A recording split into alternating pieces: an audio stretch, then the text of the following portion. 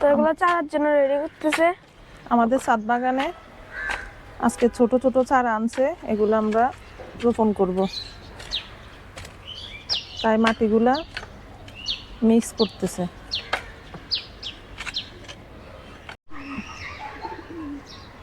তো মাটির মধ্যে অনেকগুলো পাথর আছে, ইট আছে, এগুলো আমরা সব খুঁজি খুঁজি উঠে ফেলছি।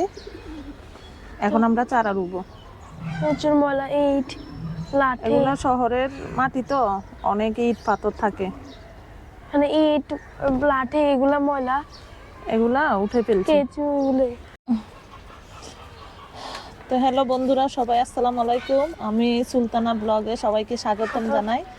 এই তো চারা গাছের, এগুলো আমরা এখন মরিচের চারা, এগুলো এখন আমরা রোপণ করব। তো আপনারা দেখতে থাকুন, সঙ্গে থাকুন। দাঁড়াও।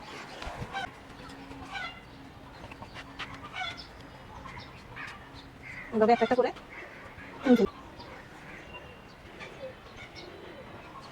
মরিচের চারা লাগাচ্ছি।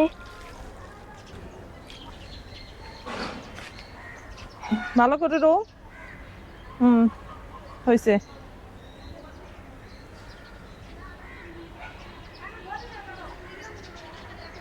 তাজিম বন্ধুদেরকে হাই বলে দাও সবাইকে।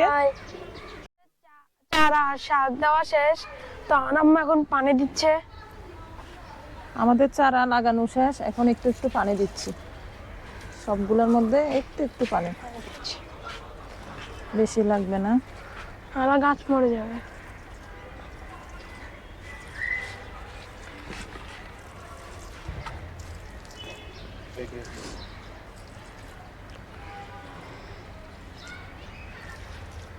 কিছুদিন পরে আপনাদেরকে দেখাবো এই মরিচ গাছের কি অবস্থা,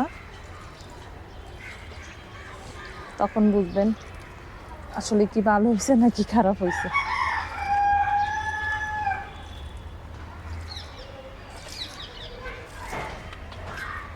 পানি দেওয়া শেষ।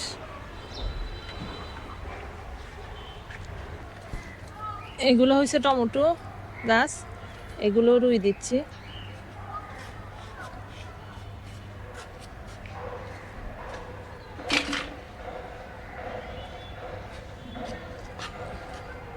এর মধ্যে এগুলা দিছি, দেখা যাক এগুলা কিরকম হয়, পরে আপনাদেরকে দেখাবো।